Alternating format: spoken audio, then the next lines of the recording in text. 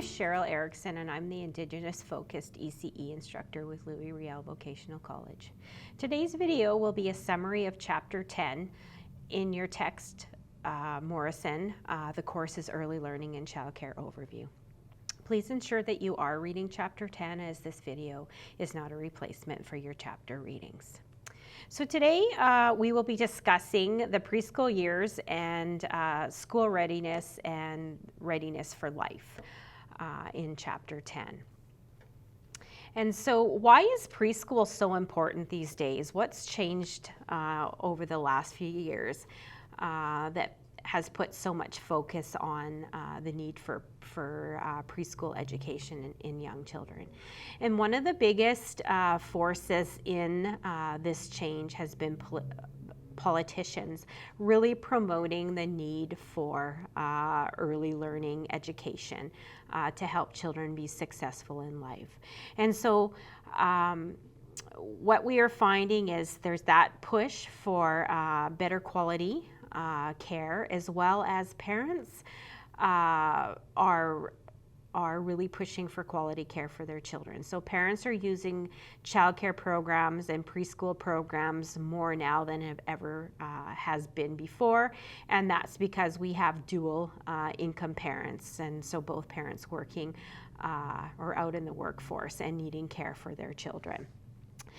Another strong reason for childcare or preschool programs is early intervention. And so children going into these types of programs can become comfortable, and then staff can do observations and get to know the child, and then determine or identify that there could be some issues, and supports can be started earlier for children that require additional support.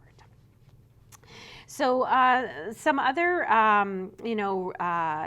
things happening out there too, and why preschoolers are so important is equal opportunity, closing that achievement gap is there's a big push for that, and so we want all our children to be successful in their learning and in their education. And we also know that preschoolers are really busy and they really want to learn, and so we want to provide them with those opportunities to get into these programs and interact with other children and learn and grow and develop. So when I say the term preschool or preschooler, what does that mean? What are the characteristics of a preschool child, physically and in terms of motor development? And so preschool typically is about 3, starts about 3. So we have our infant and toddler 1 to 2, and preschoolers starting around age 3. And so at that point in time, they're really starting to lose that baby fat, and they're getting a little bit leaner and lankier. So they go from that look of an infant or baby to a little boy or a little girl. They're very almost independent. They know how to walk now, and their motor coordination has increased. So not only are they walking, but they're running and they're jumping and they're climbing.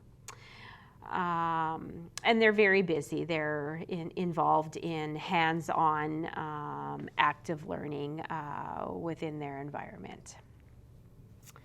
And so some other characteristics of preschool in terms of social and emotional development are they've moved from that trust versus mistrust stage of infancy and toddler development to now initiative versus guilt.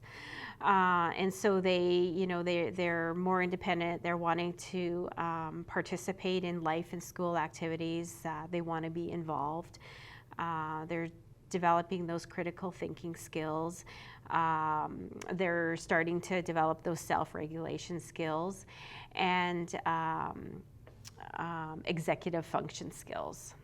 And as infants or as preschoolers develop too, their cognitive skills increase. And so when I'm saying that, cognitive being again brain, they move into that pre-operational stage of development, which has been defined by Jean Piaget. And so their learning and growing has increased. They're learning to use more symbols. They're able to center on one thought. Attention span is growing, increasing, but they're still very egocentric. So meaning that everything still really is involved around them. Language development is growing rapidly. They're forming sentences at this point. Using verbs and negative. One of the most common words in the language at this point is no, because they're exploring their environment and they're maybe touching things or getting into things that they shouldn't, and us as parents are saying no, and so they're repeating these words that they hear. And often no is associated with independence, and I've experienced where children say the word no, but still do something, and so they don't necessarily understand the context of that word no. They may tell you no, but do it anyway. And so in the preschool years, school readiness for young children is extremely important. And what kinds of things should children know when they enter kindergarten? At this point in time, many children who start kindergarten can read. They know how to write their name. So there are some really important skills that need to be developed in terms of what is required to enter school. So we need to know that the children are independent, that they can dress themselves, that they can independently eat, that they can go to the bathroom independently. Things like that are extremely important. Impulse control, so things are learned at school like putting up your hand, being able to follow direction as things like that. Your attention skills are really important because you're needing to listen and then follow directions from a teacher. Interpersonal skills are really, really important as well. So you're interacting with peers, you're interacting with adults. There's verbal cues, there's facial expressions, body language that you're able to recognize at that age. As well as being able to have control over your emotions and function cognitively is very important in kindergarten. Play in preschool children, why is play important? Play allows children to develop their social skills. It allows them to develop their literacy skills. They learn how to role play. When they're successful when they're happy and successful in the play that they're participating in, it really helps to foster their self-esteem. It gives them knowledge and they learn new skills. They learn about roles and what people do. They learn different concepts such as sink and float and over and under. It prepares them for life's roles and adult roles. And it helps them develop those critical thinking skills and master some of those life decisions as well. Children may participate in different types of play. And when I say that, we have labels for the types of play that children participate in. And so unoccupied play is a term, and unoccupied play is really not playing with anything. Solitary play is playing with something but by yourself. Onlooker is you're kind of standing back and just watching other children play. Parallel play would be playing with something and you have other children around you playing, but you're not really interacting or playing together. It's one of the most common plays when children start to play is parallel play, because they haven't really developed those social skills. Associative play and cooperative play are plays that involve interacting with other children, and then learning to get along and take on different roles and rules within that play. Other types of play involve like cognitive, so thinking, informal, free type of play. So cognitive being more construction, things that you're thinking about, using your brain, using your memory. Free play is choosing where you want to play and what you're playing with. Socio-dramatic play is socializing and dramatic. So real life types of situations like housekeeping and dress up and costumes, things like that. Outdoor play, well, that's playing outside. And rough and tumble play involves the, kind of wrestling and rolling around and almost that kind of aggressive type of fighting play that's really typical around age 3. We see a lot of that as well. Preschool and curriculum, there's guidelines and there's goals around preschool curriculum, things that we have determined because it's important to them, it's important to their development, and it's important to their success. So we want to really support children in their learning and in their development, realizing that there's things innate that are natural, as well as supporting their learning within that environment. We want to develop that whole child, so that curriculum is going to involve, or that program is going to involve 7 different curriculum areas. It's going to involve health, it's going to involve social, economic, those academic services that are available to children and their families. It's going to close that achievement gap so that all children are going to enter school, hopefully at the same level or same advantage, and educate children for the global world of tomorrow.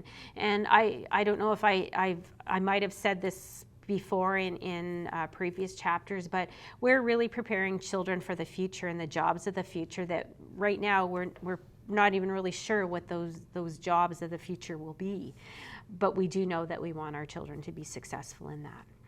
So curriculum for preschool children is going to involve around some different criteria. And when I said developing the whole child and the curriculum areas, academics, character education, music, movement, art, wellness, living healthy lives, literacy, language, arts and crafts, science, music, social studies. Those are all the types of curriculum that we need to provide for children, and materials within those curriculum areas that children are going to be attracted to and want to use.